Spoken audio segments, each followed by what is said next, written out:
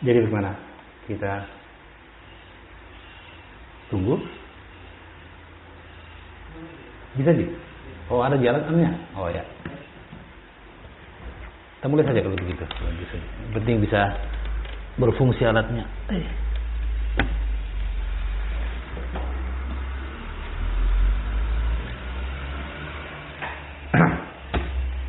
Baik.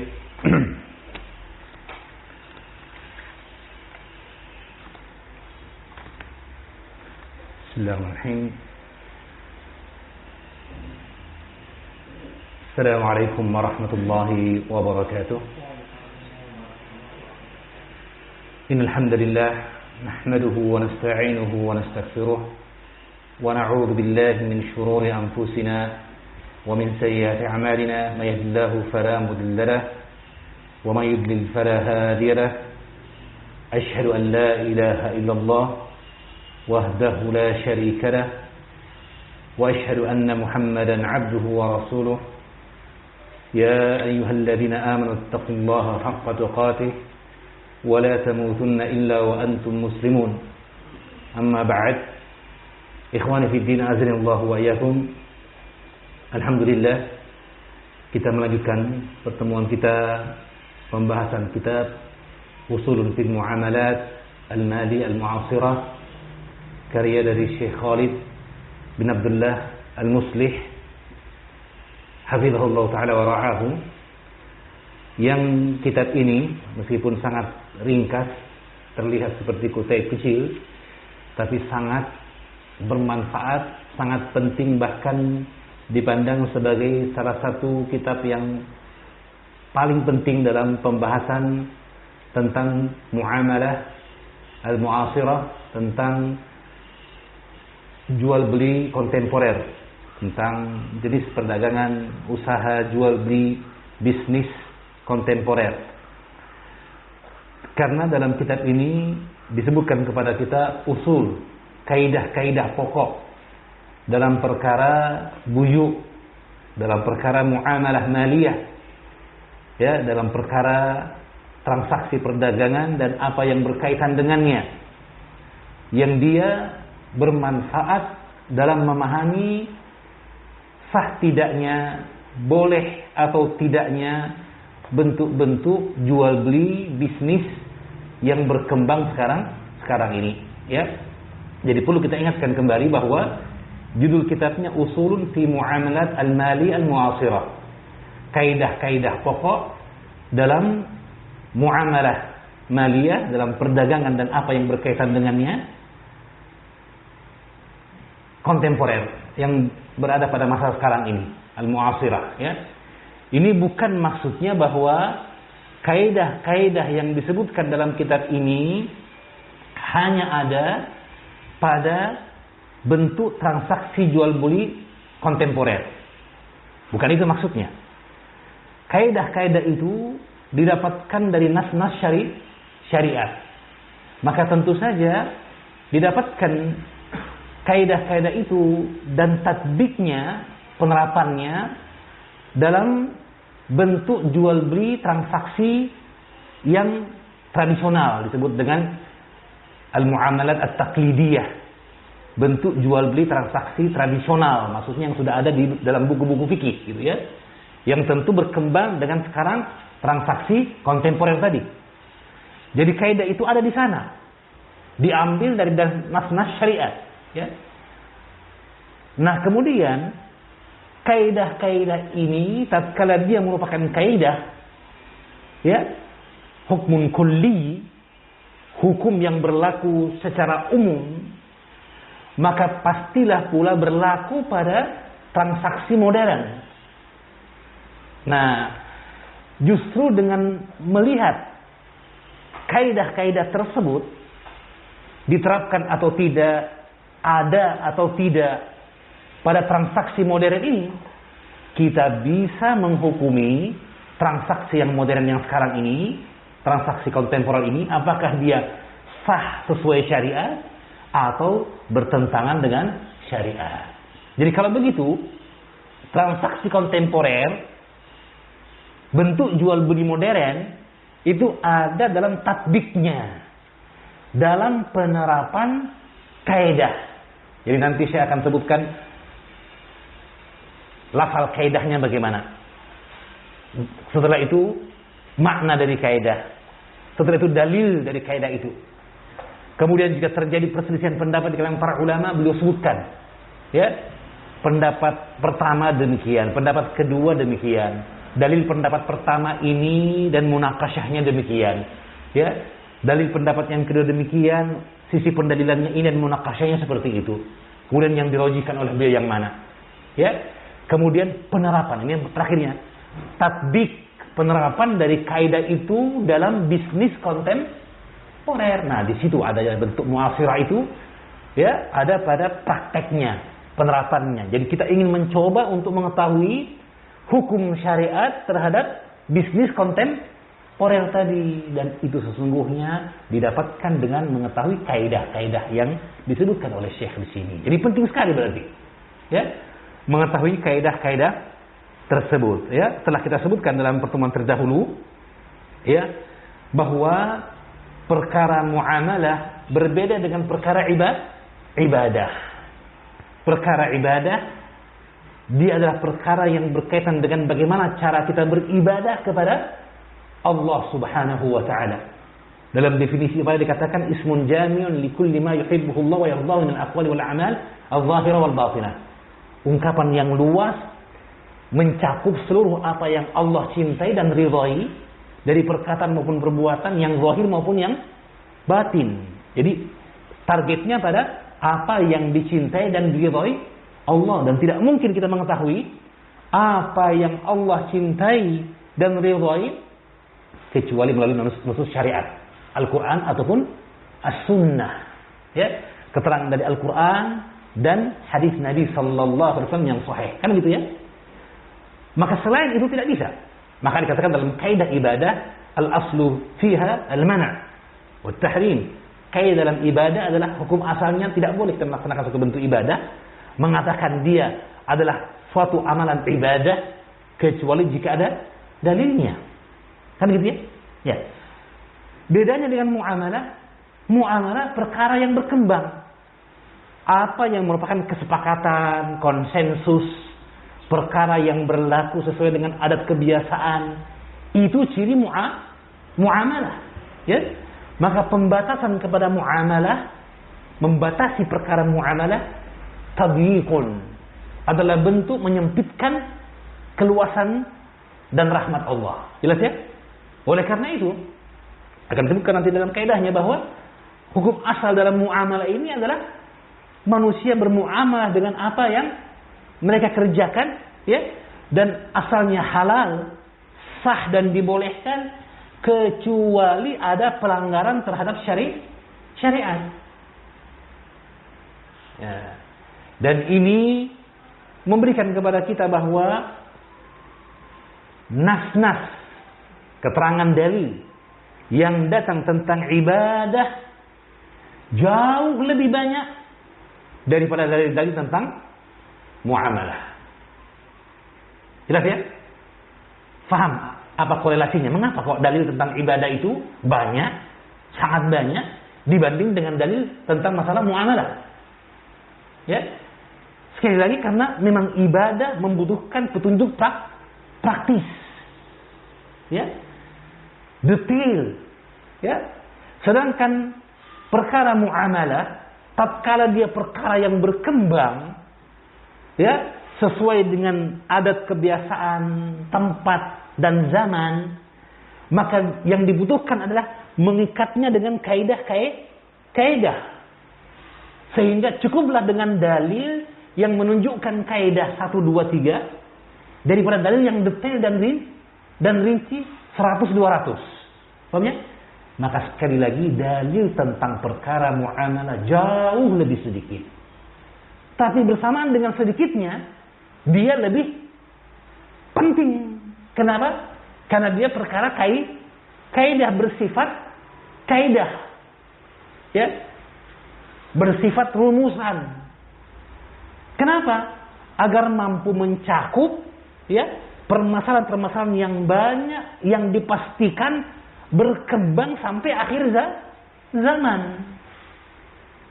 Ya. Salah satu contoh dan buktinya misalnya adalah bahwa ketika dalam hadis Nabi sallallahu alaihi wasallam Rasulullah bersabda, "Bu'istu bi jawami'il kalim." Aku diutus dengan jawami'il kalim. Ya. Imam Ibnu Rajab Al-Hambali dalam syarah Jami' Ulum wal Hikam, syarah Arba'un Nawawiyah, ya, menyebutkan tentang jawami'il kalim dan menukilkan perkataan para ulama bahwa jawami'il kalim adalah Al-Qur'an. Jawami'il kalim adalah Al-Quran. Waalaikumsalam warahmatullahi. Jami'ul kalim itu adalah apa?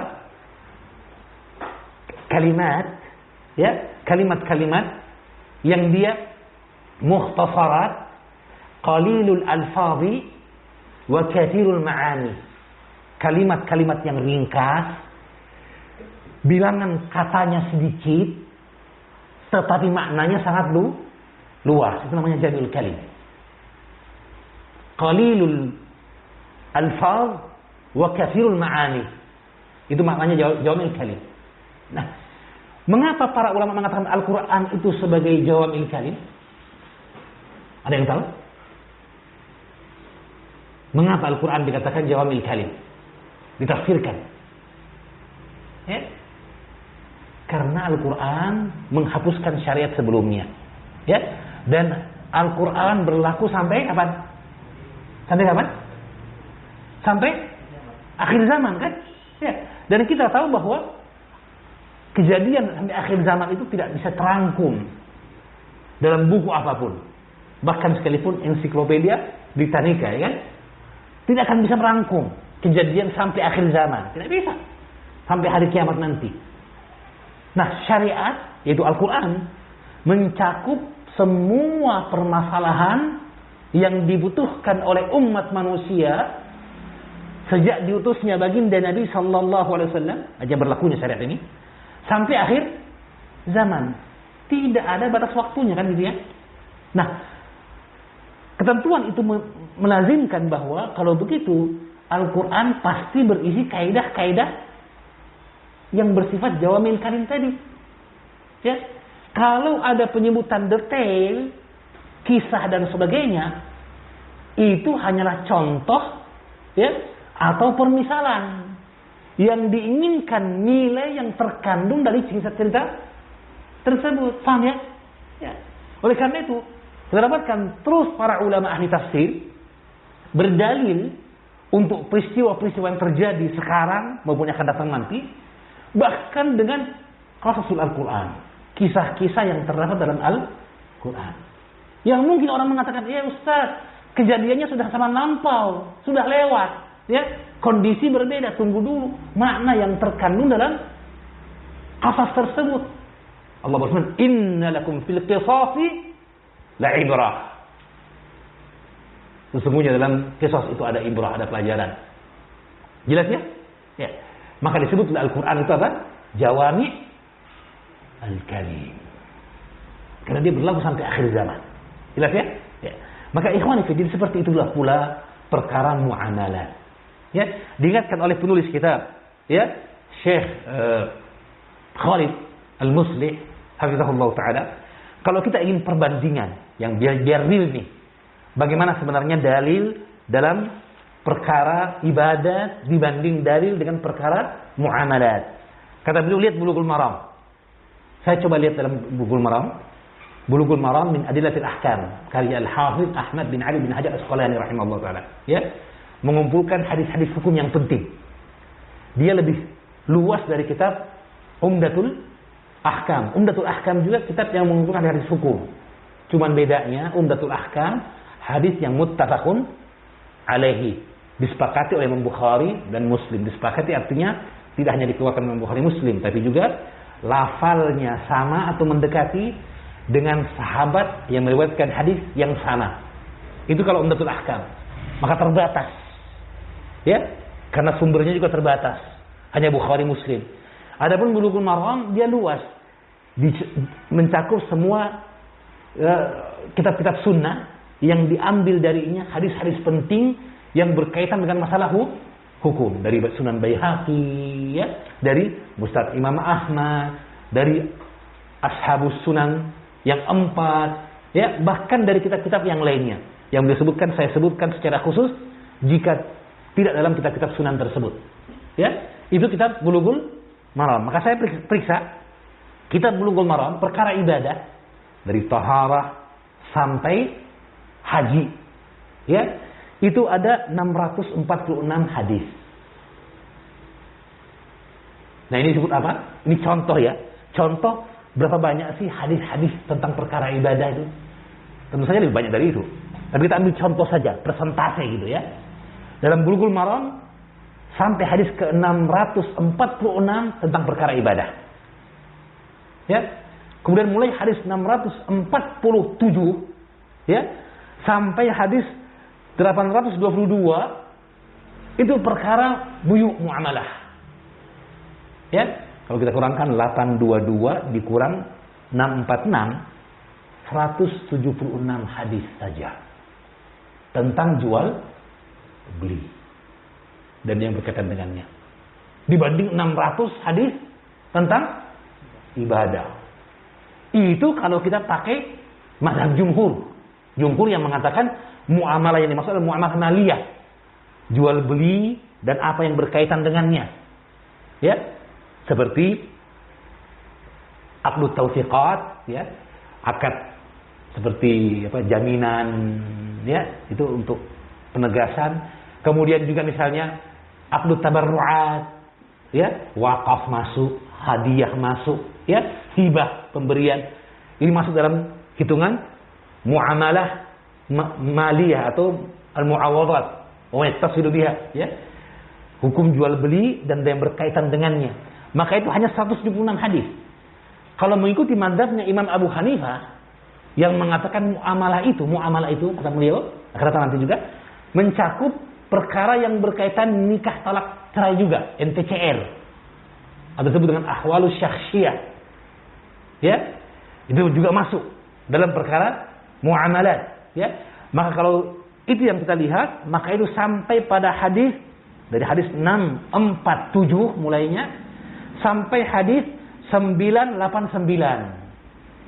dalam kitab Bulughul Maram, atau kurang lebih 343 hadis berkaitan dengan muamalah menurut definisi mazhab Abu Hanifah, di mana mazhab Abu Hanifah memasukkan perkara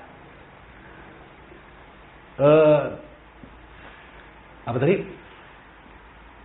Pernikahan, ya, nikah, talak, cerai, rujuk itu dalam perkara muamalah. Intinya muamalah kata mereka selain ibadah. Itu adalah muamalah, ya. Maka 343 dari kitab Bulughul Maram. Ya. Jadi antara 20% atau 50% atau 1/5, ya, atau 1/2. Itulah jumlah hadis yang berkaitan dengan muamalah dibanding dengan ibadah. Sedikit. Itu kalau kita lihat Bulughul Maram. Saya coba cek ke kitab Muntakal Akhbar. Muntakal Akhbar karangan Majiduddin Abdul Barakat Ibnu Taimiyah, kakeknya Syekhul Islam Ibnu Taimiyah, dipandang sebagai salah satu di antara buku atau kitab hadis hukum yang paling luas. Sebenarnya ada yang kalahkan dia. Karangan Syekh Muhammad bin Abdul Wahhab bin Sulaiman At-Tamimi rahimahullah. Dia kumpulkan hadis-hadis hukum dalam kumpulan yang sangat luas, sangat banyak. Itu yang terbanyak. Kalau mau belajar kitab hadis hukum yang paling banyak, buku itu. Tapi saya sendiri belum pernah lihat bukunya. Saya sudah coba cari-cari, belum dapat sampai sekarang. Tapi disebutkan oleh Syekh Shalih Al-Husaini, ya, tentang kitab yang paling ajma'u kitabin fi ahaditsil ahkam. Kitab yang paling komplit, lengkap, paling banyak muatan hadisnya dalam permasalahan hadis hukum. Kitab karangan Syekhul Islam Muhammad bin Abdul Wahhab rahimahullah. Yang kedua, Muntakal Akhbar, kakeknya Ibnu Taimiyah. Ya, saya coba periksa di sana. Hadis ibadah dimulai dari hadis pertama sampai 2157. Berarti berapa hadis? 2157. Itu hadis tentang ibadah. Sekarang mari kita lihat muamalah. Muamalah yang ada di situ sampai hadis, kalau menurut pendapat jumhur, sampai hadis 2620. 2620. Jadi ada 463 hadis saja. 463 hadis. Ya. Bandingkan dengan 2517. Jauh kan? Jauh sekali. Selisih antara hadis hukum yang berkaitan dengan muamalah sedikit dibanding dengan hadis ibadah yang banyak, 2000-an lebih. Jadi hanya 400. Kalau dalam pendapat jumhur, pendapat Abu Hanifah, termasuk dalamnya perkara yang berkaitan masalah nikah dan sebagainya, itu sampai hadis nomor 2994. Ya, atau ada 837 hadis. Ya. Sepertiganya. Ya, kalau yang di atas tadi jumhur seperduanya. Seperlimanya. Ya, seperlimanya. Bandingkan ya. Jadi kalau begitu sekali lagi, hadis tentang perkara muamalah sedikit dan terbatas. Sedangkan hadis tentang ibadah banyak dan luas. Jelas ya? Nah, sedangkan kalau kita perhatikan tadi bahwa mana perkara atau permasalahan yang lebih mungkin berkembang, terus berkembang antara ibadah atau muamalah? Muamalah tentu saja. Jadi kalau begitu, keadaan yang begitu banyak, waqa'i', hawadits, nawazil, peristiwa-peristiwa yang akan terjadi itu sangat banyak dalam perkara muamalah, ya. Sementara hadisnya terbatas, itu memberikan indikasi kepada kita bahwa pastilah hadisnya tentang kaidah. Pasti hadisnya tentang usul. Jelas ya? Nah, ini perkara penting yang dengannya mudah-mudahan kita terhasung, terdorong, bertambah semangatnya untuk mempelajari kitab ini. Paham ya? Karena seluruh kaidah-kaidah dalam buyu yang kalau dirinci itu banyak, diringkas oleh penulis dalam 7 masalah saja, subhanallah. Ya. Nah, kita lanjutkan kemarin sampai pada pembahasan ya. Kita telah bahas kemarin tujuan ya dan apa faedah samarah dari mempelajari usul dalam muamalah maliyah al-mu'asirah. Ya, ada 2 kita sebutkan kemarin, yaitu bahwa dia tunazzimu mansur al-masail wa tuqayyidu shawaridaha wa tuqarribu mutaba'idaha. Ya, itu yang pertama, bahwa muamalah yang beragam dan akan muncul terus berkembang ini terikat dengan kaidah-kaidahnya. Maka kaidah ini mengikat seluruh bentuk rincian permasalahan muamalah tadi. Maka mengetahui kaidahnya, mengetahui semua perkara itu insyaallah taala. Semakin kuat seseorang dalam pemahaman terhadap kaidah itu, semakin faham ia tentang muamalah dan mampu untuk menyikapi, menetapkan hukum akan muamalah tadi fi hilin atau haram, apakah dia halal atau haram. Jelas ya? Ya. Yang kedua, wa tuksibul 'arifa biha malakatan wa qudratan 'ala an-nazari fi ma yastajiddu min al-hawadith wal waqa'i'. Ya, bahwa orang yang mengetahui kaidah dan usul dari muamalah, ya, taksibu al-'arifa biha, orang yang mengetahuinya memiliki kekuatan, kemampuan atau tepatnya kemapanan dalam menilai apa yang berkembang dari transaksi kontemporer yang tidak akan mungkin bisa dihitung dan dibatasi sepanjang zaman. Ya. Nah, perkara yang ketiga yang belum kita bahas kemarin, pengetahuan kepada kaidah ini juga, ya, tufidu fil ittirad was salat min at-tanaqudi, memberikan faedah dalam ya ittirad, dalam penggunaannya secara umum dalam kaidah, dan penjagaan dari kontradiksi. Ya, kadang ada seseorang menetapkan permasalahan ini halal, jual beli ini halal. Ketika ditanyakan tentang perkara yang lain, dimanakan oh ini haram. Padahal setelah diteliti lebih lanjut ternyata A dan B ini perkara yang sama atau serupa, atau usulnya sama. Terjadi tanakut, kenapa? Karena dia tidak melihat usul yang sama tadi.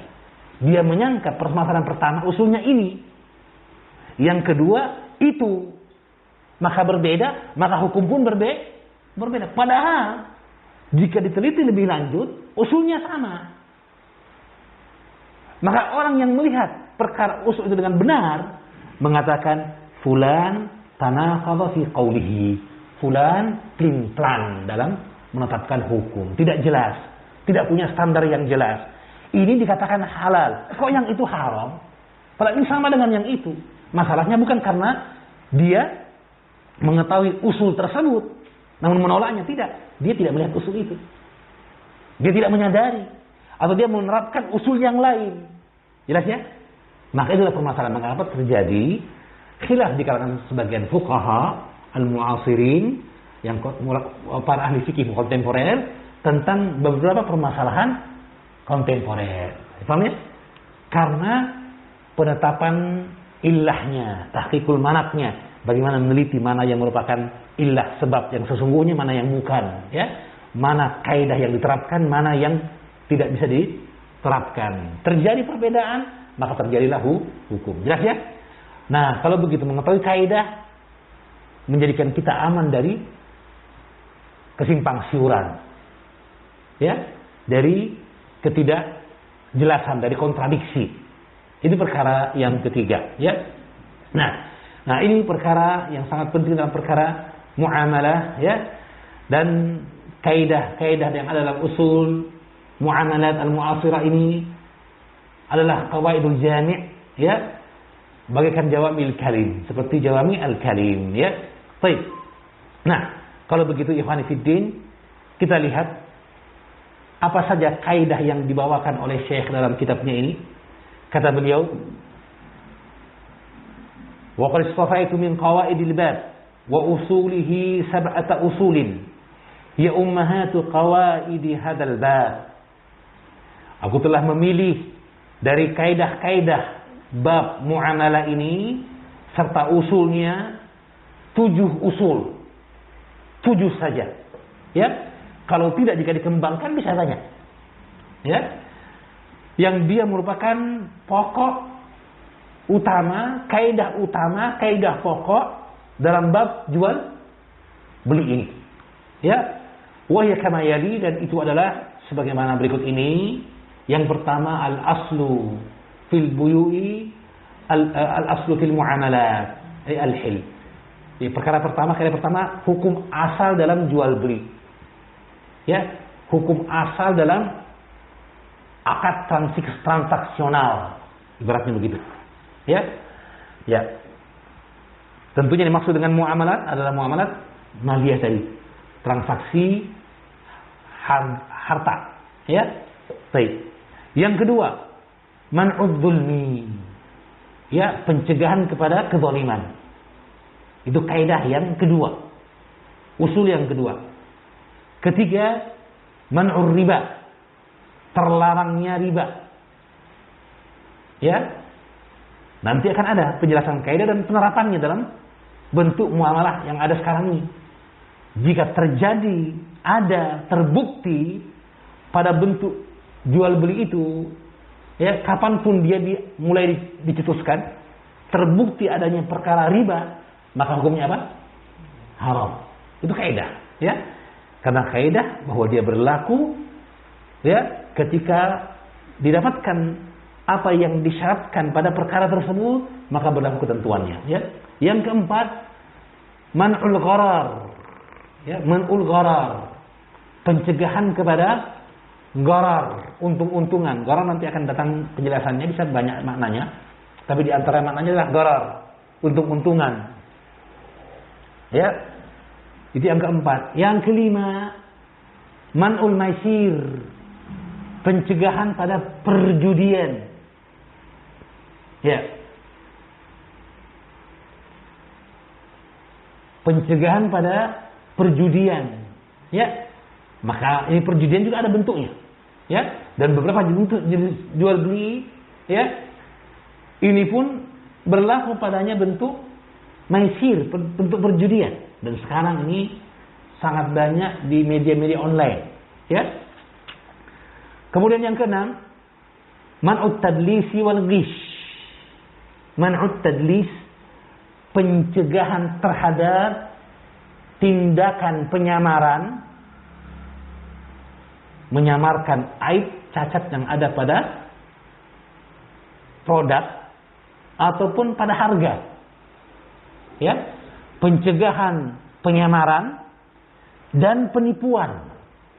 Dan penipuan ini satu kelompok nih, ya. Setiap kali terjadi pada suatu bentuk muamalah jual beli bentuk dari penipuan atau penyamaran, maka berlaku ketentuan haramnya jual beli tersebut. Meskipun bentuk penipuan itu, ya, dibungkus dengan istilah tersendiri. Jelas ya? Karena patokan dalam jual beli bukan pada lafal atau istilah yang digunakan, tetapi pada hakikat yang terjadi dalam transaksi tersebut. Jelas ya? Nah, yang terakhir, saddu dzara'i. Saddu az-zara'i, tindakan preventif. Tindakan preventif. Jadi ternyata bukan hanya pada ilmu kedokteran, ya. Ada namanya pengobatan preventif, ya. Yang kita kenal pengobatan kuratif, mengobati. Pengobatan alternatif juga sekarang ada, ya. Ada pengobatan pencegahan preventif, ya. Nah, dalam jual beli juga ada perkara-perkara yang bisa mengantar kepada suatu perkara. Jika dia mengantar pada kemudaratan, maka masuk dalam hukum kemudaratan. Karena syariat, ya, menghalangi kita dari perkara kemudaratan dan apa yang mengantar kepadanya. Paham ya? Nah, ini juga perlu dipahami. Sebagian orang mengatakan, perkara itu haram kalau memang dia membawa mudarat. Tidak demikian dalam syariat. Muamalah kita dengan nas-nas syariat, dengan petunjuk dari baginda Nabi sallallahu alaihi wasallam menunjukkan kepada kita bahwa Nabi sallallahu alaihi wasallam menggunakan bentuk-bentuk pencegahan. Jelas ya? Nah, maka kapan terpenuhi saddud dzari'ah ini berlakulah hukum dan ketentuannya. Dan ini kaidah. Namanya kaidah seperti itu. Hukmun kulli. Hukum yang bersifat umum, general, ya. Tidak memberikan mudarat, adanya pengecualian dalam sebahagian perkara. Karena memang hukumnya secara umum saja. Jelas ya? Nah, inilah 7 perkara yang merupakan kaidah dalam jual beli. Ya, kata Syekh bahwa ini perkara yang disebutkan agar lebih menjelaskan, ya, dan memberikan gambaran yang real kepada kita tentang jual beli kontemporer. Kalau tidak, sebahagian ulama mengembalikan perkara usul yang 7 ini kepada 3 saja. Yang sering kita sebutkan dalam pembahasan kita dalam perkara fikih. Ada 3 kaidah yang penting. Diringkas perkara yang 7 ini menjadi 3. Apa itu? Man'ud zulmi, man'ur riba, wa man al-ghish wal khida'. 3 saja. Terlarangnya perbuatan kezaliman. Terlarangnya, ya, perbuatan gharar. Riba. Kemudian terakhir, terlarangnya tipu menipu. Ya. Ghararnya dimasukkan ke dalam perkara tipu menipu. Gharar karena ada untung-untungan. Maisirnya juga seperti itu. Ya, jadi dimasukkan ke dalam kaidah-kaidah yang 3 ini sebagian dari kaidah-kaidah yang ada. Ya. Sebagian ulama lagi menyimpulkan bahwa yang 3 ini pun bisa diringkas jadi 1. Ya, 3 kaidah tadi bisa diringkas jadi 1 saja. Apa itu? Yaitu man'ud zulmi. ya, tipu menipu, kan kezaliman kan? Karena kezaliman itu adalah wad'u syai' fi ghairi mawdi'ihi. Meletakkan perkara bukan pada tempatnya. Orang menipu berarti kan berbohong, ya kan? Menipu, menyamarkan, maka dia masuk kezaliman. Untung-untungan perjudian, kan begitu juga ya? Ya? Orang yang melakukannya sebenarnya mengharapkan keuntungan. Dan orang yang terlibat ke dalamnya juga mengharapkan keuntungan. Tapi dia tidak tahu bahwa kalaupun dia dapatkan keuntungan, dia hanya dapatkan keuntungan sepersekian daripada kerugian yang dia dapatkan. Paham ya? Berarti dia kena tipu. Dizalimi oleh siapa? Yang membuat kegiatan transaksi yang ada padanya unsur perjudian tadi. Maka intinya semua pada kezaliman. Satu illah saja. Satu kaidah saja. Man'ud zulmi. Ya? Jadi 1, 3 atau 7. Tentu saja menjelaskan lebih detail, lebih rinci pada bagian-bagiannya akan lebih memudahkan memahami kaidah-kaidah tersebut, ya. Maka Syekh memilih yang 7, bukan yang 3, apalagi yang 1. Karena kalau yang 1 pun nanti dibagi lagi menjadi untuk lebih detailnya, kan gitu ya. Ya, maka beliau membaginya menjadi 7. Saya kira demikian. Maka mari kita masuk pada pembahasan dari kitab. Ya, perkara pertama, tamhid, pengantar untuk pembahasan masalah ini. Saya kira perkaranya mudah. Syekh pertama menyebutkan tentang pengertian usul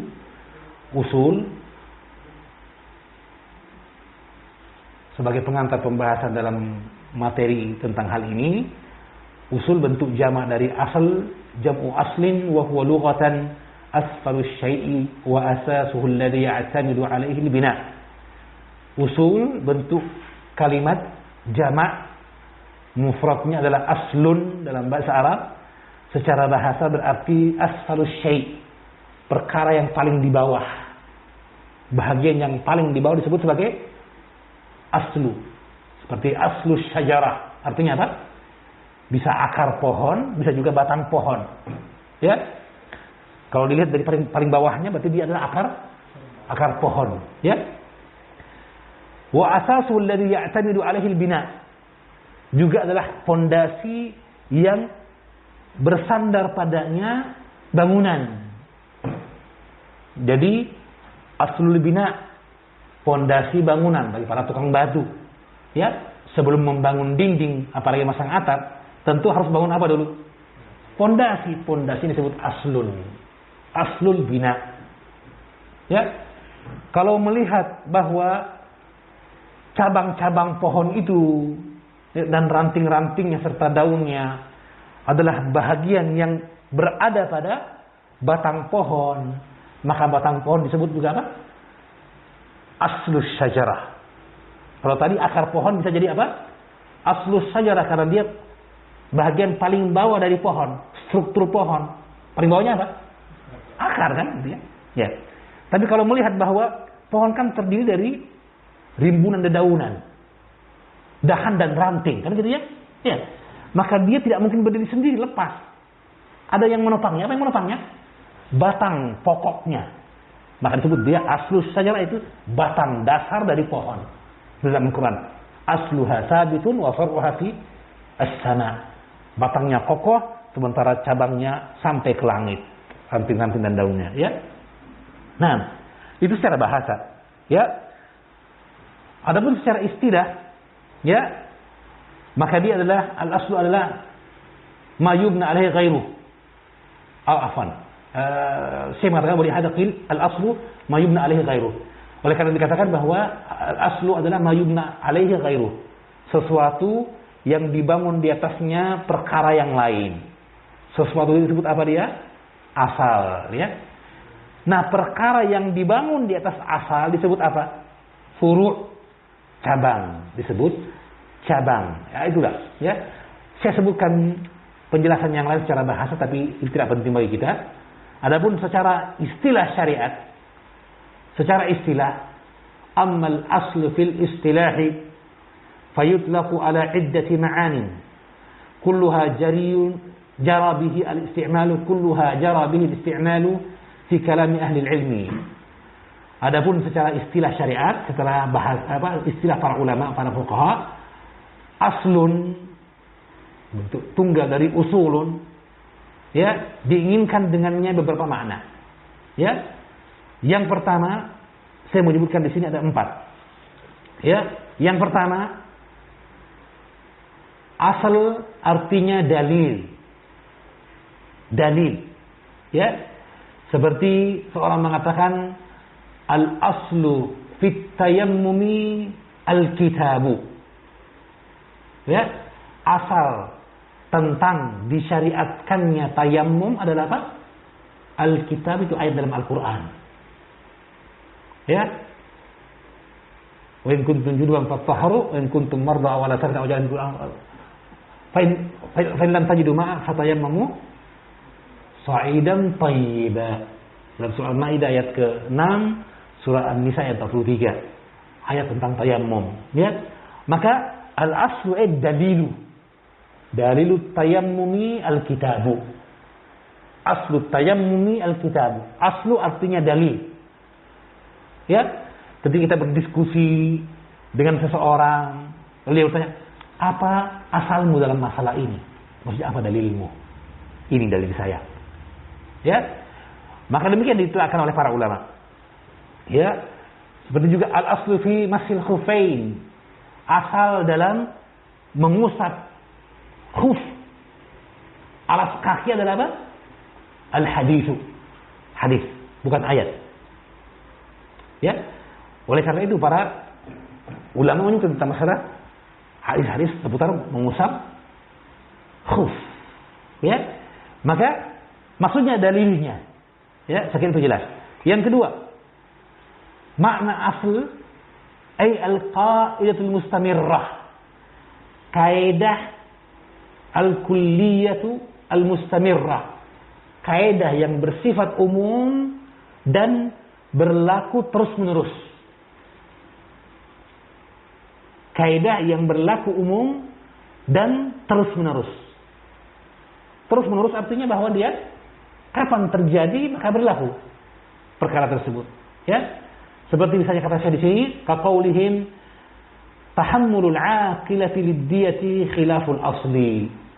Tahammulul aqilah. Aqilah adalah denda yang harus dibayar oleh pelaku kriminal tindakan pembunuhan pada seseorang.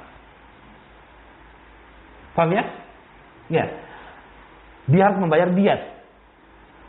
Paham ya? Nah, al-aqilah asalnya bahwa yang membayar diyat itu siapa? Pelaku kriminal, kan harusnya begitu. Ya. Tetapi tatkala biayanya sangat tinggi, 100 ekor onta. Kalau di kurs rupiah sekarang berapa juta? Ya, 100 ekor onta. Ya, itu pun ya, kalau dia hanya mughallazah, maka sifat ontanya pun ditentukan. Ya, diatnya besar gitu. Ya, itu kalau qatlul amad, membunuh dengan sengaja. Pembunuhan terencana gitu, tingkat 1, ya. Itu kalau tidak dilakukan qisas. Jelas ya? Adapun kalau tidak sengaja, maka dia mukhaffafah, tidak mughallazah. Ya? Maka ketentuan diyat ini dibayar oleh pelaku kriminal asalnya begitu. Tapi karena nilainya tinggi, maka seluruh akilahnya namanya, keluarganya ikut menanggung pembayaran diyat tadi. Caranya apa? Berkongsi. Jelas ya? Nah, disinilah dikatakan tahammulul aqilati lid-diyah, bahwa aqilah, kerabat dari pelaku tindakan kriminal, mereka ikut menanggung beban diyat, denda dari pembunuhan, khilaful asal. Ini menjadi kaidah yang umum yang berlaku asalnya. Asalnya bahwa al-uqubah ada al-amil. Hukuman apa? Hukuman berlaku pada pelaku, kan begitu ya? Masa orang tidak mendapatkan hukuman? Ya? Alla taziru waziratun wizra ukhra. Dalam ayat yang demikian. Bahwa seorang tidak menanggung dosa orang Lain, asalnya begitu kan? Tapi ternyata karena hikmah yang Allah inginkan. Apa hikmahnya? Pertama, menunjukkan tentang agungnya penghargaan kepada jiwa. Supaya orang tidak semena-mena terhadap jiwa itu. Paham ya? Ada sedikit ketersinggungan dan sebagainya. Dia main bunuh aja. Ya. Sama seperti yang sekarang terjadi. Ya. Qadarullah ma syaa fa'al. Ya, penekanan kepada kaum muslimin yang ada di Perancis. Terjadi karena apa? Seorang guru memaparkan karikatur Nabi dengan menginginkan kebebasan berekspresi kan gitu ya. Nah, akhirnya terjadi gelombang penolakan mulainya dari penggalangan lewat Facebook saja, orang tidak setuju dan sebagainya sampai ada yang terdorong untuk membunuhnya. Akhirnya dibunuh. Terjadilah kemudian kerusakan yang besar. Ya. Nah, ini kesalahan dalam perkara ini, pembunuhan ya. Meskipun memang orang itu melakukan perkara yang memang mewajibkan untuk ditumpahkannya darahnya. Ya, menghina Rasulullah. Paham ya? Sekalipun dia muslim, dia dibunuh. Sekalipun dia taubat. Demikian dibahas oleh Ibnu Taimiyah dalam kitabnya Sharimul Maslul al-Syatimi Rasul. Orang yang menghina Rasul meskipun dia taubat, diberikan padanya hukuman had. Jelas ya? Apalagi dia non muslim. Cuma masalahnya pemberlakuan hukum ini pun harus dengan prosedur. Apa itu? Di mahkamah dijalankan oleh memang kekuasaan yang memiliki kemampuan untuk menghalangi terjadinya aksi bunuh pembalasan. Jelas ya? Itu tujuannya hukum Islam berlaku. Dulu sebelum berlaku hukum Islam, hukum bunuh saling terus terjadi antara keturunan. Sampai akhirnya sebuah suku habis gara-gara saling bunuh. Dua suku mati habis karena saling bunuh kan gitu ya. Maka datang syariat untuk menetapkan adanya ketentuan hukum untuk menjaga, melindungi ya yang lainnya. Sebab kalau tidak terjadi akan terjadi balas dendam. Walakum fil qisasi hayatun ya ulil albab. Dan pada kalian dalam masalah qisas ada kehidupan, ada membangun. Jelas ya? Maka sekali lagi perkara yang terjadi memang keliru dari orang yang melakukannya. Ia melakukannya karena kecintaan kepada Rasulullah. Tapi dia bertindak sendiri dengan membunuh, itu salah. Ya, sama. Jangankan di negara kita misalnya, ada seseorang adiknya, mohon maaf, adik perempuannya diganggu. Ya, kalau orang Makassar bilang sina pace, orang Bugis bilang sina pese. Ya, apa? Ditombak gitu orang, dibunuh. Dia membela kehormatan keluarganya, betul nggak itu? Betul. Tapi perlakuannya salah, maka akan dihadapkan ia pada perilaku perbuatan melawan hukum. Paham ya? Ya, kayak ini pencuri di masa ditoyok, pasti akan dicari siapa pelakunya. Videonya di masa udah dipanggil satu persatu. Ya, bahkan sekalipun itu negeri Islam, di negeri Islam sekalipun, ya, jika terjadi tindakan pembunuhan. Meskipun orang yang membunuh dasarnya ketersinggungan, pembelaan kepada musuhnya, pasti akan diajukan ke mahkamah dulu. Apakah pembunuhannya benar atau tidak? Paham ya? Nah, disinilah pentingnya seorang muslim untuk mempertimbangkan dampak dari perbuatannya. Jangan sampai dengan alasan kecintaan kepada agama, kecemburuan kepada Nabi Sallallahu Alaihi Wasallam dan membela dengan membunuh orang kafir tadi justru menimbulkan mudarat yang lebih besar dari apa yang seperti yang sekarang terjadi. Ya, semoga Allah menyelamatkan kaum muslimin yang ada di negeri tersebut, menjaga mereka. Allahumma amin. Ya, tapi yang jelas itu tindakan melampaui batas. Paham ya? Tidak tepat dia berlaku.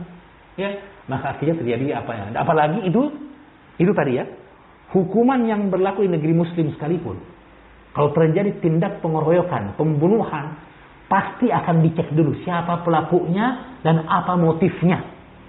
Kemudian apakah memang perkara itu dibenarkan atau tidak. Dan bisa dipastikan jika pembunuhan dilakukan tanpa adanya proses hukum, pasti pasti pelakunya akan ditindak. Ya, pasti berhadapan dengan hukum meskipun di negeri Islam. Apalagi di negeri apa ini? Prancis. Darul Hijrah. Hah? Negeri kafir. Paham ya? Yang tentu saja undang-undang mereka berbeda, asasnya kufur. Ya, tidak usah penghinaan kepada Nabi. Setiap hari mereka menghina Allah. Ya enggak? Setiap hari mereka menghina Allah. Kalau begitu setiap hari kita bunuh mereka dong. Tiap hari bunuh. Kan begitu ya? Jadi tidak boleh berlaku sendiri. Lone wolf katanya, ya. Serigala yang sendirian itu. Nah, ada yang sering. Mau berkawan pun tidak boleh. Ada ketetapan hukumnya. Serahkan mereka kepada aparat hukum yang berlaku, berwenang. Kalau ditindak dan sebagainya, karena sudah ada hukum dari ketentuan Mahkamah Internasional di Den Haag mengatakan bahwa pencelaan, mengejek para nabi bukanlah bahagian dari kebebasan ekspresi. Sudah ada keputusan Mahkamah Internasional di Den Haag yang itu orang kafir. Bahwa tidak boleh seorang berlindung di bawah kebebasan berekspresi untuk menghina para nabi. Jelas ya? Nah, kalau pemerintah bebas mau apa lagi negeri kafir kok? Oh, tiap hari mereka menghina Allah SWT. Kemudian dia adalah bagaimana baginda Nabi sendiri. Beliau di zaman hidupnya dihinakan, dicela, bahkan diperangi oleh orang-orang kafir. Apakah beliau balas dendam? Tidak. Beliau bahkan memaafkan ketika beliau justru dalam kedudukan yang kuat. Ketika Fatu Makkah. Beliau maafkan kan? Maafkan di Fatu Makkah. Sampai-sampai beliau memaafkan kepada orang yang beliau sebutkan bahwa sesungguhnya barang siapa yang masuk ke rumah Abu Sufyan dia selamat. Siapa yang masuk ke Masjidil Haram dia selamat. Ya, kecuali si fulan. Jika kalian dapatkan, bunuh dia meskipun dia bergantung di kelambunya Ka'bah. Begitu besarnya celaan orang-orang tersebut kepada Islam. Disebutkan tokoh-tokohnya, kan gitu. Tapi ketika seorang dari mereka datang di hadapan Nabi sallallahu alaihi wasallam menyatakan keislamannya,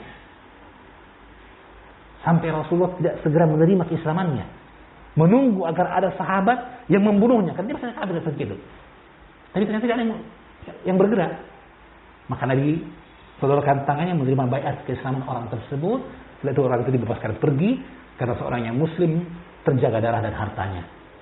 Setelah pergi orang itu bertanya para sahabat, ya Rasulullah, mengapa engkau tidak langsung menerima baiat dari orang tadi? Karena bukankah aku telah memerintahkan kalian untuk membunuhnya? Kalian dapatkan dalam keadaan halal atau haram? Di tanah haram, bahkan sekalipun bergantung di Ka'bah, bunuh dia. Tapi kalian tidak melakukannya. Ya sudah, saya terima. Kata para sahabat, ya Rasulullah, afala tasyiu ilaina? Wahai Nabi, mengapa tidak kasih kode sama kami? Kode saja. Oh. Dikandak tok langsung, ya. Yusuf langsung, kode saja dong. Kata Nabi, la yanbaghi li nabiyyin ay yakuna lahu kha'inatul ayun. Tidak layak bagi seorang nabi punya mata yang khianat. Matanya saya tidak boleh khianat. Maka sifat wajib bagi nabi adalah amanah, tidak khianat, lawan dari khianat. Paham ya? Subhanallah. Baginda Nabi memaafkan. Dalam keadaan beliau punya kekuatan. Jelas ya? Jadi jangan sampai kita dengan hal itu pula membela Rasulullah, kita berbuat sesuatu yang cenderung membawa musibah, keburukan yang jauh lebih besar dari apa yang diinginkan. Tentunya kecintaan pada Nabi pupuk terus. Bukan hanya pada bulan Rabiul Awal saja. Pupuk terus kecintaan pada Rasulullah, ya kan? Dan diwujudkan dalam bentuk melaksanakan sunnahnya dan menghidupkannya. Melaksanakan perintahnya, menjauhi larangannya. Kan gitu ya? Ya itulah wujud kecintaan. Adapun dalam bertindak, melakukan eksekusi dan sebagainya, ini yang harus melalui prosedur hukum. Apalagi di negeri yang tadi negeri non muslim. Sama seperti di sini juga kita. Jika ada orang misalnya, medsos sekarang banyak aneh-aneh di medsos sekarang. Ada anak kecil menghina-hina agama, ada yang mempermainkan sholat, ya, ada yang coret-coret masjid, ya. Ini kan kalau kita cinta agama kan mungkin mau yang bunuh saja dia. Tapi benarkah yang membunuhnya? Benarkah? Tidak benar. Ada prosedur yang harus dilewati. Paham ya?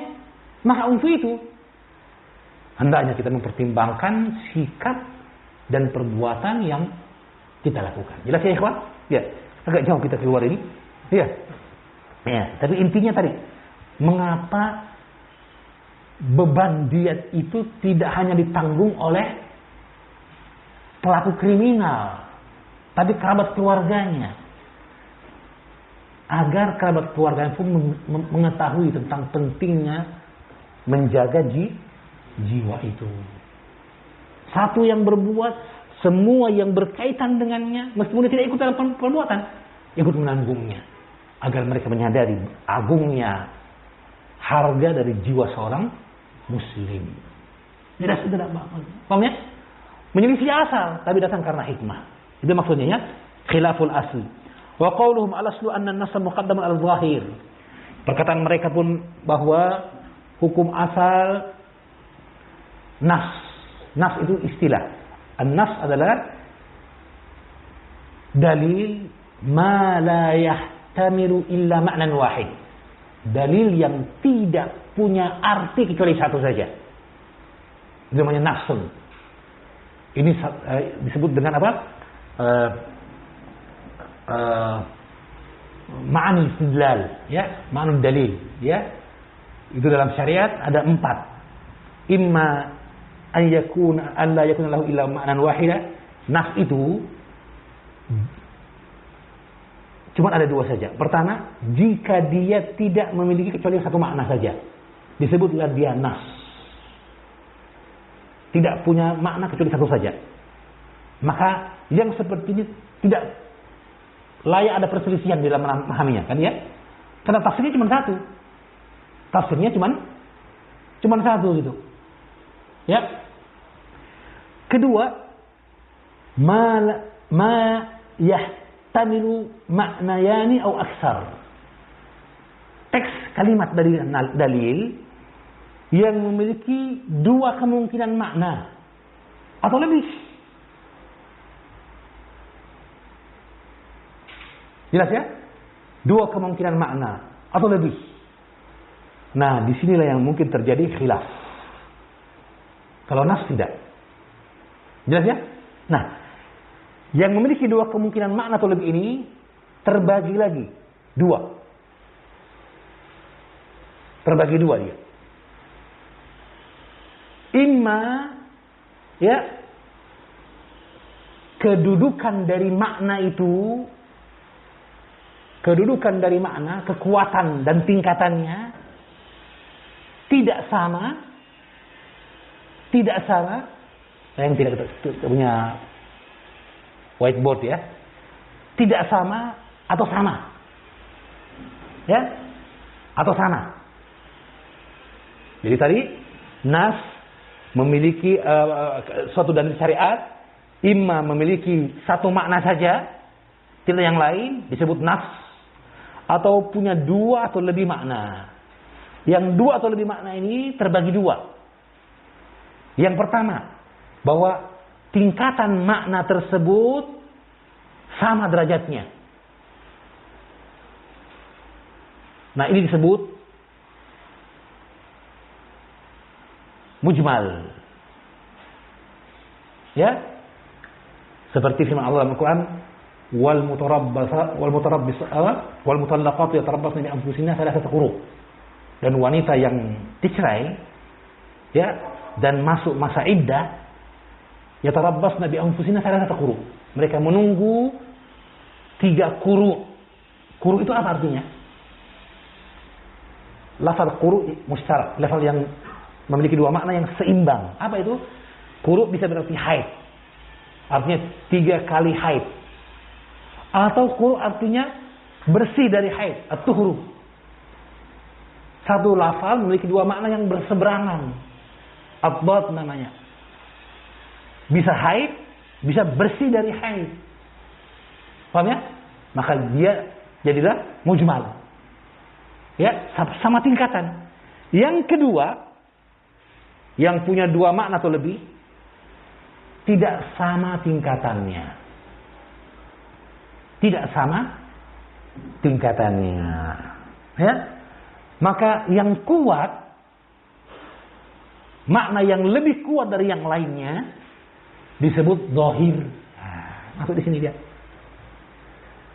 Yang lebih lemah disebut muawwal. Muawwal yang ditakwil, ya.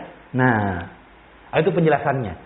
Nah, kata Syekh, wa qauluhum al-aslu anna an-nassa muqaddamun 'ala al-zahir. Jika terjadi pertentangan antara dalil, dua dalil yang berbeda, terjadi kontradiksi di antara keduanya. Yang satu dalilnya nas, jelas maknanya, satu saja. Yang menentangnya dalil yang memiliki kemungkinan makna yang lain, meskipun lebih kuat yang kita pilih, itu zahir.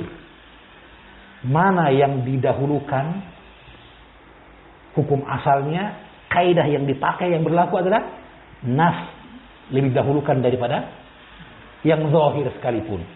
Apalagi yang muawwal, apalagi yang mujmal, yang tidak jelas. Nas kita menangkan. Ya, karena tingkatan dilalah lebih tinggi nas, namanya tingkatan dilalah namanya. Dilalah adalah ma yadullu alaihi alfaz. Apa yang ditunjukkan oleh lafal disebut dilalah.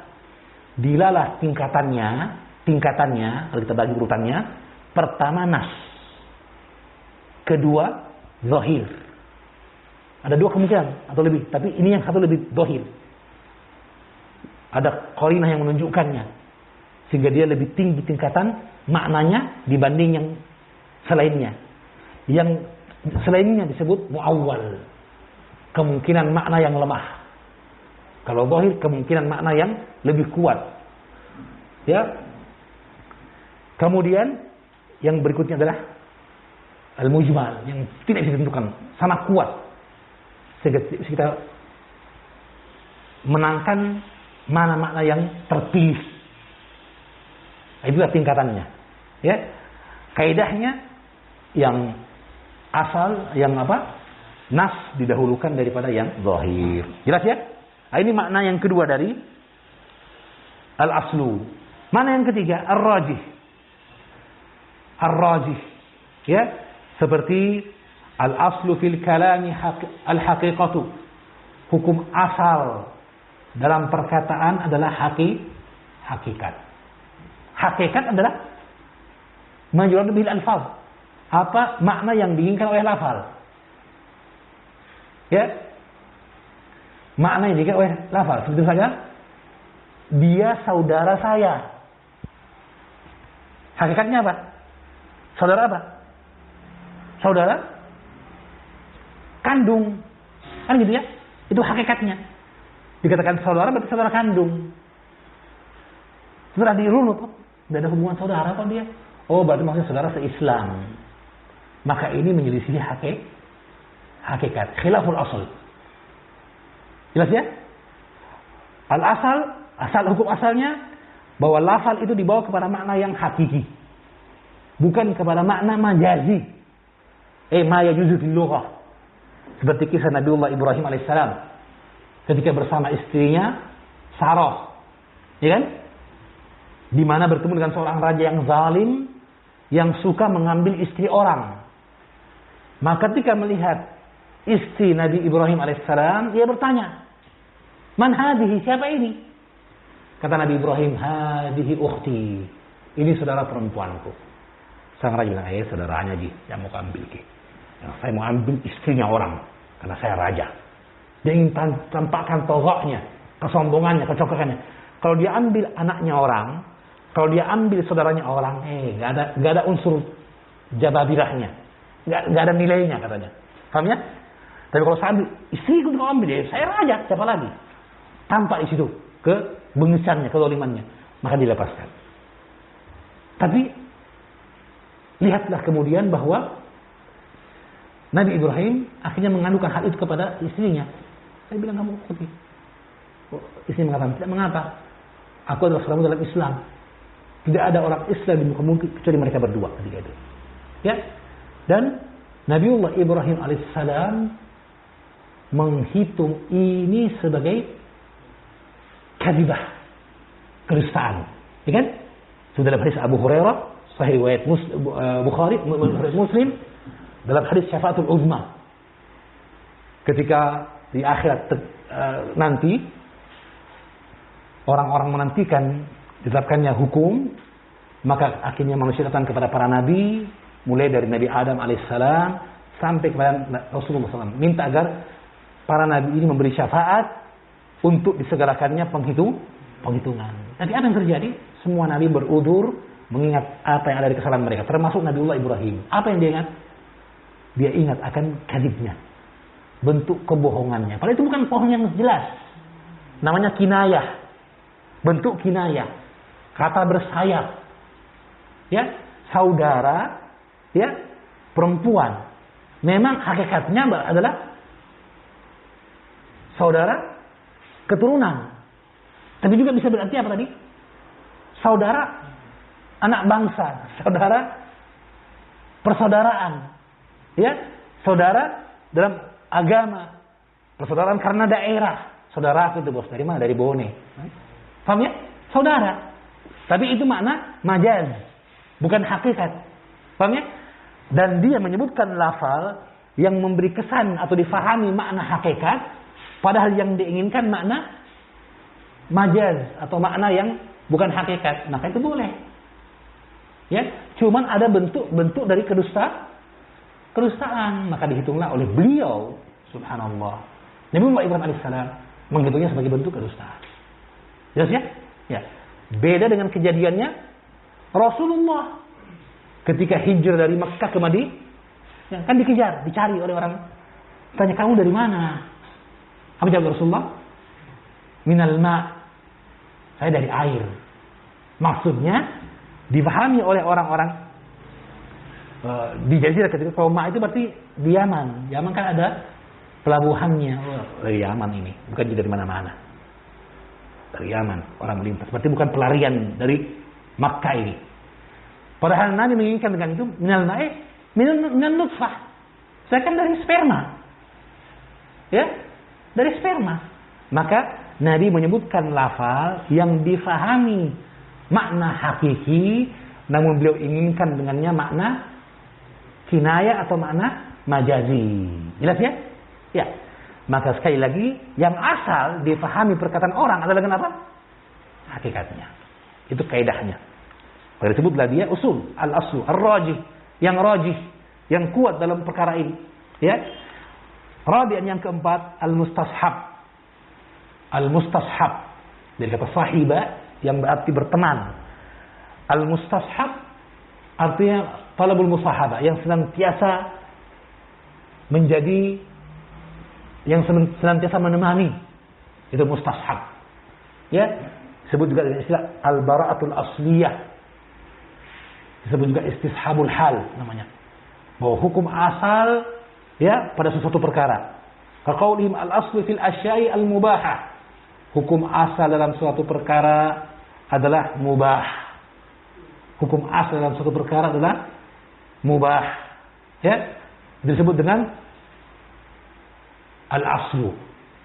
Yang maksudnya dalilul istishab. Ya, bahwa masalah istishab al-asliyah, hukum asal. Ya. Baik, dari keempat perkara inilah saya mengatakan yang dimaksud wal maqsudu bil asli fi hadil waraqat. Yang saya maksud dengan usul dalam kitab ini, usul fi muamalat al-mali al-mu'asirah, adalah al-qaidatul kulliyatul mustamirrah wal amrul mustashabu fi babil muamalatil maliyah. Yang saya maksud dengan usul dalam kitab ini dua perkara. Sesuai dengan makna istilah dari usul atau aslun. Apa itu? Ya. Jadi yang kedua dan keempat. Apa itu? Yang pertama, yang kedua? Ya? Ya, al-qaidatul kulliyah. Itu yang pertama. Yang kedua maksud saya. Kan tadi ada 4 makna kaidah usul, ya. Ada 4. Saya mengambil yang kedua dan keempat. Al-qaidah al-mustamirrah, ya, al-kulliyah al-mustamirrah. Seperti apa yang disebutkan dalam man'ud zulmi, man'ur riba, man'ul ghish dan sebagainya. Itu kaidah. Bukan istishab. Ya. Yang kedua, al-amrul mustashab fil babil muamalat al-maliyah. Apa itu? Yaitu asal. Yang pertama, al-aslu fi al-muamalat al-ibaha wal hil. Hukum asal muamalah adalah halalnya, bolehnya. Makanya disebut al-amrul mustashab. Al-amrul mustashab. Itu dari makna yang diinginkan. Makna yang kedua dan keempat dari makna usul. Bukan ar-rajih, ya. Bukan juga ad-dalil. Naam. Baik. Kemudian yang kedua, al-muamalat. Al-muamalat, ya, isim mufa'alah, ya, yang menunjukkan saling interaksi berarti, ya. Tabiat muamalah berarti apa? Interaksi, ya. Naam. Ya, bermakna ta'amul atau interaksi, ya. Amaltuhu fi kalami ahli al-amsar yuradu bihi at-tasarruf min al-bai' wa nahwi. Dalam perkataan orang-orang sedunia, muamalah dimaksudkan dengan at-tasarruf, bertindak, berbuat dengan bentuk jual beli dan semisalnya. Itu muamalah, ya. Ya, adapun dalam istilah para fuqaha tentu saja muamalah adalah padanan dari perkara ibadah, interaksi kita dengan Allah atau kepada Allah. Ya. Maka muamalah interaksi dengan siapa? Manusia. Hablum minallah wa hablum minan nas. Minan nas namanya apa? Muamalah. Ya. Muamalah. Ya. Nah, itu secara umum. Ya. Adapun dalam rincian yang tercakup dalam kalimat muamalah, interaksi sosial, rincian-rinciannya, apa saja masalah-masalahnya, detailnya, maka terjadi khilaf di kalangan para ulama. Ada dua madhab. Yang pertama, pendapat yang mengatakan annal muamalat hiya al-muawadatul maliyah. Bahwa muamalat yang dimaksud atau yang dimaksud dengan muamalah secara umum adalah al-muawadat al-maliyah wa ma yattasilu biha, adalah bentuk interaksi muawadat. Muawadat itu artinya tukar menukar, ya. Jadi kata muawadat dari kata awab itu artinya barang, ya. Saling memberikan barang, saling memberikan tukar menukar barang, ya. Maka muamalat adalah al-muawadat al-maliyah, transaksi barang, tukar menukar barang. Ini secara umum, ya. Bisa saja tukar menukar barang dengan jasa, ya. Barang dengan barang, barter. Barang dengan uang, ya, perdagangan. Wa ma yattasilu biha. Namun bukan hanya itu saja, tapi juga apa yang berkaitan dengannya.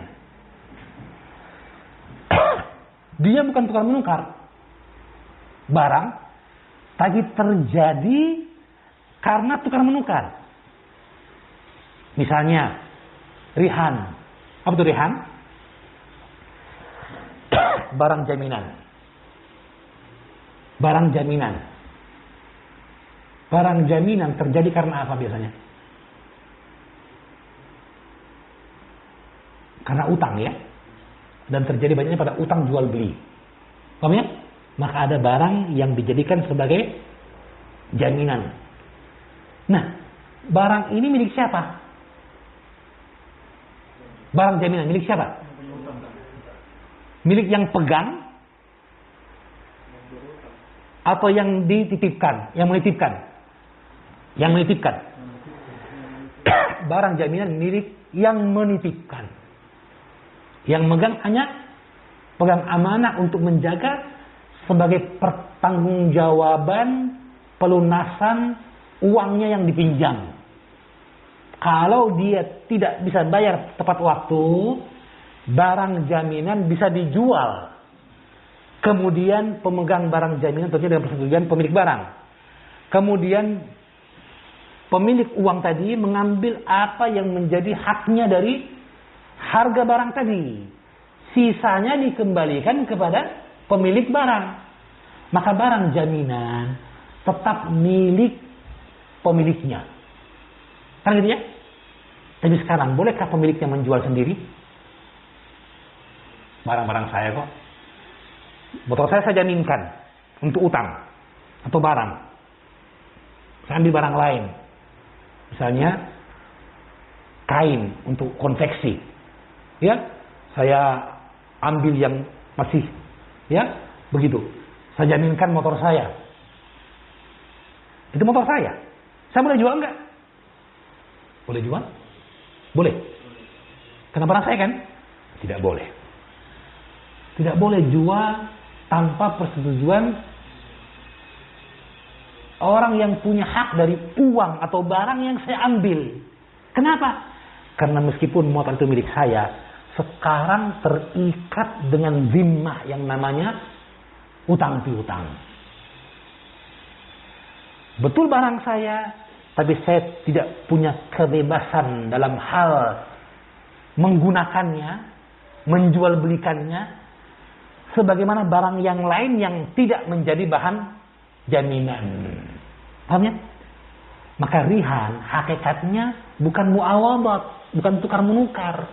Dia aqdut tausiqat, akad yang menunjukkan ada hak yang terjadi. Jaminan bagi orang yang meminjamkan uang bahwa uangnya bisa dikembalikan. Paham ya? Ya. Maka dia bukan jual beli, tapi ya tasilu bil bai'. Tapi ada karena adanya transaksi jual beli. Ya, itu maksudnya. Jadi ahkamul maliyah, muamalat maliyah adalah ahkamul muawadat, hukum jual beli dan apa yang berkaitan dengannya. Wa mattasilu biha. Bisa dilihat di kitabnya. Kemarin ada situsnya Syekh kita sebutkan kemarin, ya? Ya. Kal bai' was salami wal ijarati was syarikah. Contohnya kata Syekh seperti bai'. Bai' itu apa? Jual beli. Bisnis, ya, di mana ada, ya, berapa syarat kemarin disebutkan untuk jual beli? Ada berapa rukunnya? Ada 5 rukunnya, ya kan? Ada 5 rukunnya. Penjual, pembeli, barang yang diperjualbelikan, harga dan jangan lupa akadnya, lafalnya bagaimana? Paham ya? Ada 5, ya, itu jual beli. Atau salam. Baik salam artinya jual beli dengan bentuk modal dibayar di depan. Paham ya? Iya. Pemesanan dengan membayar modal di depan, ya, itu disebut baik salam. Barangnya menyusul. Ijarah. Ijarah sebenarnya juga bentuk jual beli. Kalau salam tadi kan jual beli jelas. Karena ada terpenuhi akad-akad yang tadi yang 5 itu. Ya. Ijarah sekarang. Ijarah artinya sewa menyewa. Jual beli atau bukan? Saya sewa ruko ini misalnya. Saya beli ruko ini. Beda kan? Apa bedanya beli dengan ruko dengan sewa? Ada yang tahu? Beli dengan sewa, apa bedanya? Ya, kalau beli berarti hak milik penuh. Bebas dia memilikinya, ya. Adapun kalau sewa hanya memiliki manfaatnya, bukan barangnya. Barang milik siapa? Nah, milik pemilik dari ruko ini. Nah, sayangnya sekarang banyak penyewa punya rasa memiliki yang tinggi. Rental mobil, tahu-tahu sudah di Lampung, dijual. Paham ya? Nah, ini tinggal sama memilikinya. Salah. Bentuk jual beli dia, ya bentuk jual beli. Tapi jual beli adalah bentuk tukar menukar harga dengan manfaat. Ada iwab. Maka akdul muawadah, kena ada iwab. Ada tukar menukar, pertukaran, ya. Kemudian syarikah. Syarikah artinya apa? Kerjasama modal. Persekutuan modal, ada persekutuan barang, persekutuan jasa, persekutuan modal. Syarikah jual beli atau bukan? jual beli, karena ada iwab, ada barang, komoditas yang dipertukarkan. Jelas ya? Nah, yang berikutnya, ar-rahn, war-rahni, wal kifalah. Kifalah pertanggungan jawab, kifalah penanggungan. Kifalatul yatim, anak yatim dikafil, ya. Para janda dikafil, dibiayai, ditanggung, ya. Ini kifalah. Wikalah, perwakilan. Saya ingin beli barang, saya tidak bisa hadir, saya utus karyawan saya untuk membelanjakan. Paham ya? Nah, dia bukan yang beri saya, tapi dia terlibat dalam transaksi jual beli. Maksudnya bukan juga wa ma yattasilu biha. Jadi akad muamalah adalah akad tukar menukar barang atau apa yang berkaitan dengannya, berentetan dengannya. Wikalah perwakilan, dia bukan membeli barangnya itu, dia hanya diwakilkan saja. Paham ya? Kifalah, menanggung barang selama sebelum sampai tempat tujuan, jika ada cacat saya tanggung. Itu sebenarnya perkara yang timbul karena transaksi, maka masuk. Ya, masuk dalam bagian muamalat maliyah, ya. Wa nahwu dzalika wa hadha huwa madhhabul Maliki, ini mazhab Imam Malik dan ulama Malikiyah, ya, wasyafi'iyah wal Hanabilah, dan mazhabnya Hambali, mazhab jumhur ulama mengatakan muamalah jika diitlaqkan yang dimaksud muamalah al-maliyah aqdul muawadat wa ma yattasilu biha. Akad muawadat, dan akad muawadat atau akad maliyah ini dalam mazhab jumhur ulama, ya, terbagi 4. Kemarin kita sudah sebutkan, ya, bahwa muamalah maliyah indal jumhur yang qasm min arba'ati aqsam, terbagi menjadi 4 bagian, ya, biar kita ketahui. Yang pertama akad muawadat tadi, bentuk transaksional, ya, jual beli dan sebagainya. Kedua, akad tabarru'at, akad sosial namanya. Tabarru', akad sosial. Disebut juga akdu al-infaq. Ya, seperti hadiah. Ya, wakaf, hibah, pemberian. Ini namanya akad tabarru'at. Termasuk dalamnya apa? Al-qardu. Apa qardu? Pinjam meminjam. Paham ya? Jadi peminjam itu bahagian dari akad tabarru'at, bukan muawadat. Dan di sini ya tercelanya orang-orang Yahudi ketika mereka menjadikan utang piutang sebagai komoditas. Itulah akarnya para rentenir, lintah darat, laut dan udara, ya.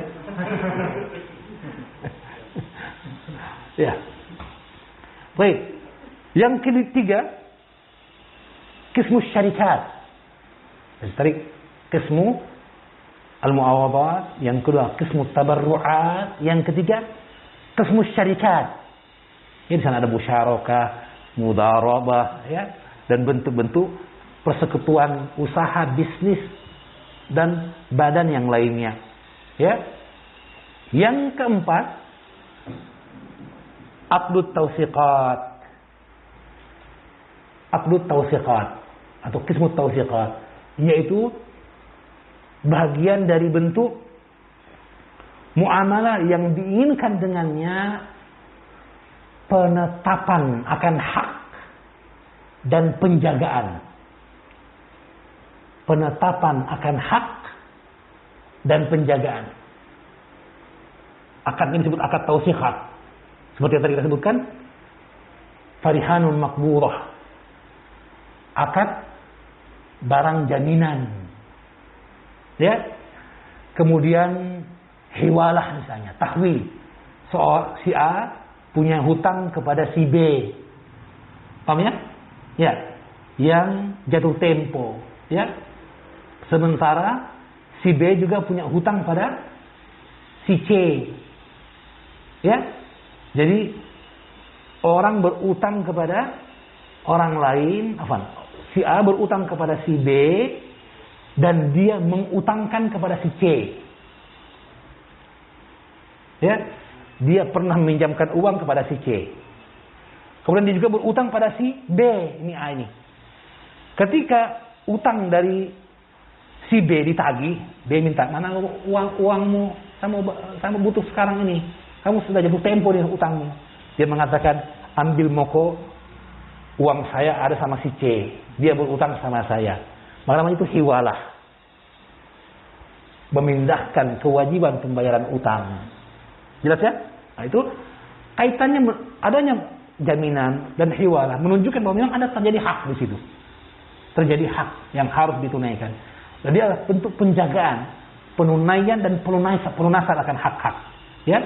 Nah, itu menurut jumhur ulama ya bahwa muamalat demikian ya. Baik. Pendapat yang kedua, al-qaul tsani anna al-muamalat tashmulu kullama kana raji'an ila maslahatil insani ma ghairi.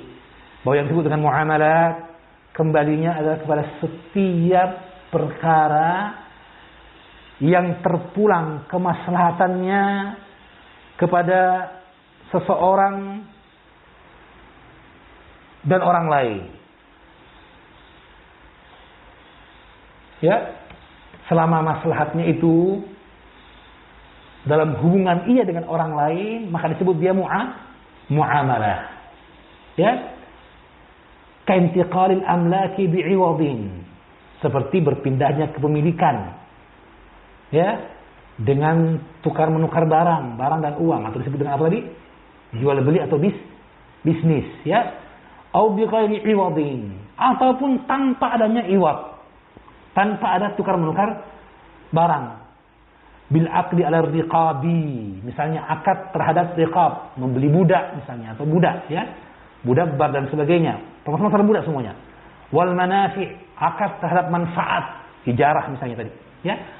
Wal abda, dan akad terhadap abda itu artinya mohon maaf, jima. Karena itu wa fi bud'i ahadikum sadaqah. Ya, suami yang rajin bersedekah, ya. Wa fi bud'i ahadikum. Ya, bud'i maksudnya apa? Jima. Jelas ya? Ya. Akad untuk bolehnya jima, namanya apa itu? Akad nikah dong. Paham ya? Akad nikah juga masuk dalam perkara muamalat. Itu maksudnya ya. Sehingga dengan demikian, ya, dalam pendapat yang kedua, perkara muamalah mencakup al-munakahat, pernikahan, mukhasamat, bahkan perceraian, pertengkaran, ya. Apa yang timbul dari bentuk apa disebut dengan firak. Firak itu adalah jenis perpisahan, kan ya? Bukan pertemuan yang kusesali, apa?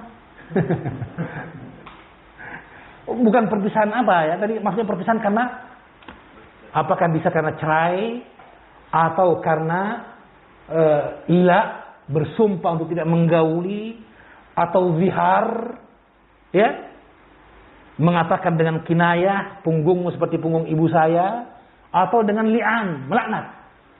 Ketika terjadi kekhawatiran terjadinya perselingkuhan, ya, dan terlahir darinya bibit atau yang ada kehamilan, maka terjadilah li'an, ya. Maka yang seperti ini akdul firaq, akad untuk perpisahan, paham ya? Nah, ini disebut juga masuk bagian muamalat, ya. Menurut pendapat sebagian ulama. Wal amanat, akad amanah, wat tarikat itu faraid, masalah faraid, mawaris, hukum mawaris, ya. Wa hadha madhhabul Hanafiyah wa qaul Syafi'i min al-Malikiyah. Dan ini pendapat Imam Abu Hanifah bahwa muamalah itu lebih luas. Ya. Jadi beda dengan jumhur. Jumhur muamalah mali itu lebih sempit. Masalah jual beli dan yang berkaitan dengannya saja. Adapun kalau masalah pernikahan, mereka membuka bab sendiri. Namanya apa? Ahwal asy-syakhsiyah. Yang sekarang banyak pengadilannya. Pengadilan yang ada di Indonesia yang berlaku hukum Islam di dalamnya adalah pengadilan ahwal asy-syakhsiyah atau pengadilan agama. Pengadilan agama hanya mengurus masalah apa? Nikah, talak, cerai, rujuk. Ya, masalah pembunuhan diputus enggak oleh pengadilan agama? Masalah pembunuhan? Tidak. Pencurian? Tidak. Masalah perdagangan? Juga tidak. Ya, ada lagi pengadilan perdagangan, ya. Ya, jadi ahwal syakhsiyah namanya. Ya. Berkaitan dengan kelembagaan keluarga. Nah, itu baru jumhur, dia sempit. Muamalah maliyah itu sempit dalam pendapat jumhur, dalam pendapat Imam Abu Hanifah dan yang dipilih oleh Imam Asy-Syafi'i dari Malikiyah lebih luas. Mencakup semua perkara yang berkaitan dengan interaksi sosial. Jelas ya? Baik. Ya, mana yang rajih dalam perkara ini? Mana yang kuat dari pendapat para ulama tersebut? Syekh tidak merojihkan. Syekh merojihkan? Syekh tidak merojihkan. Syekh hanya menyatakan wal maqsudu bil muamalat fi hadhihi al waraqat wal muawadatul maliyatu wa qad jara ala hadha ahlul ilm al mu'asirun. Yang dimaksud dengan muamalah dalam kitab ini adalah muawadat al maliyah. Perkara yang berkaitan masalah bisnis, perdagangan, transaksi jual beli dan yang berkaitan dengannya. Ya. Bukan yang terakhir tadi. Dan telah berlaku dengan perkara ini para ulama kontemporer, para ulama zaman sekarang. Ya. Syekh tidak merojihkan. Kenapa tidak merojihkan? Karena ini istilah. Masing-masing para ulama menggunakan istilah mereka sendiri, paham ya? Dan kaidahnya apa? La musyahata fil istilah. Dalam pemakaian istilah dan penggunaan tidak ada kesempitan. Antum jangan mengilzamkan saya, kamu harus pakai istilah jumhur. Tatkala saya tidak mengikuti pendapat jumhur, paham ya? Masing-masing silakan gunakan istilah sendiri. Yang penting dia menjelaskan. Yang saya maksud dengan kalimat ini dalam buku ini itu. Contoh misalnya kalimat muttafaqun alaihi. Ya kan? Muttafaqun alaihi dalam kitab-kitab mustalah hadis. Ya. Yang dimaksud adalah muttafaq alaihi syaikhan. Apa yang dijelaskan oleh Bukhari Muslim. Ya. Wattahada rawihi wa taqaruba al-fadhih wa al-fadhu. Dan sahabat periwayat hadis itu sama dan lafalnya berdekat atau sama. Dia muttafaq alaih. Ibaratnya Bukhari Muslim lah. Jelas ya? Sekali lagi tidak semua hadis yang dikeluarkan oleh Imam Bukhari dan Imam Muslim disebut muttafaqun alaihi. Jelas itu? Difahami ini istilahnya. Muttafaqun alaihi hanya jika riwayat itu betul dikeluarkan oleh Imam Bukhari dan Muslim dan lafalnya sama, sahabat periwayat hadisnya sama. Itu yang masyhur. Istilah yang kebanyakan apa? Tapi sebagian ulama pakai istilah yang lain. Seperti penulis kitab Majduddin Abdul Barakat Ibnu Taimiyah, pengarang kitab Muntakal Akhbar. Kitab kedua yang paling lengkap mengumpulkan hadis-hadis hukum. Yang pertama tadi siapa? Bukan tadi? Syekh Muhammad bin Abdul Wahhab. Meskipun kitab ini tidak masyhur. Paling luas bukunya, paling banyak, paling komplit hadis-hadisnya. Kedua baru Muntakal Akhbar yang disyarah oleh Imam Syaukani dengan kitab Nailul Awtar. Kayaknya lebih masyhur syarahnya ya. Nailul Awtar fi syarhi Muntakal Akhbar. Muntakal Akhbar karangan dari kakeknya Ibnu Taimiyah. Jelas ya? Nah, beliau menyebutkan dalam hadis-hadisnya muttafaqun alaihi. Paham ya? Ibnu Hajar juga dalam Bulughul Maram muttafaqun alaihi. Beda istilah keduanya. Ibnu Hajar dalam Bulughul Maram muttafaqun alaihi artinya seperti yang tadi, seperti jumhur tadi. Tapi Abdul Barakat Ibnu Taimiyah rahimahullah taala kalau mengatakan muttafaqun alaihi artinya apa? Dikeluarkan oleh Bukhari, Muslim dan Imam Ahmad. Imam Ahmad.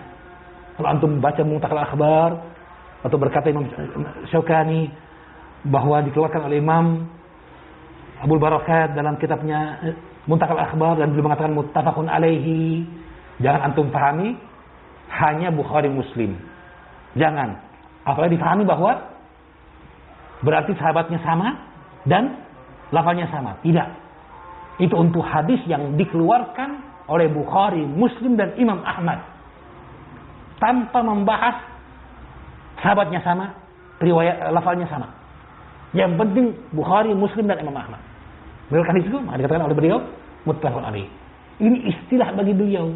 Disalahkan Ibnu Taimiyah? Akhirnya disalahkan? Salah kamu, kenapa begitu? Tidak disalahkan. Kenapa? Toh dia sudah jelaskan di pengantar kitabnya istilah yang dia gunakan. Maka di antara perkara penting dalam membaca kitab adalah hendaknya kita memahami istilah yang digunakan oleh penulis kitab, khususnya istilah-istilah yang dia bersendiri dibanding ulama-ulama yang lainnya. Kenapa? Agar tidak salah paham. Adapun penulisnya sendiri, jangan disalahkan. Buang dia salah-salah ini istilahnya. Jangan. Dia punya istilah sendiri. La musyahata fil istilah. Itu kaidahnya. Tidak ada kesempitan dalam istilah. Karena istilah hanya penggambaran saja. Hakikatnya pada apa? Pengertian yang diinginkan dengan istilah tersebut. Jika dia hak, selesai masalah. Jika dia batil. Jelas ya? Itu maksudnya. Selama maksudnya hak, maka tidak boleh disempitkan masalah istilah. Jelas ya? Maka Syekh tidak merojihkan. Syekh tidak merojihkan, hanya menjelaskan yang saya maksud dalam buku saya seperti pengertian jumhur, bukan pengertian Abu Hanifah. Maka tidak akan mendapatkan pembahasan tentang nikah di sini, wahai para syabab. Tidak ada, ya? Karena khusus masalah jual beli dan berkaitan dengannya. Barakallahu fikum. Jelas ya? Wadih? Alhamdulillah, ya. Kemudian muasirnya yang kontemporer, yang sesuai dengan zaman, ya. Maka bakal asr. Yang dimaksud adalah dalam prakteknya, ya. Bukan bahwa usul ini berlaku hanya untuk bisnis kontemporer, tidak. Kaidah ini berlaku bahkan pada bisnis terdahulu pula. Bahkan diambil dari nas-nas yang datang tentang bisnis tempo dulu. Bisnis zaman jahiliyah yang dikritik oleh Rasulullah.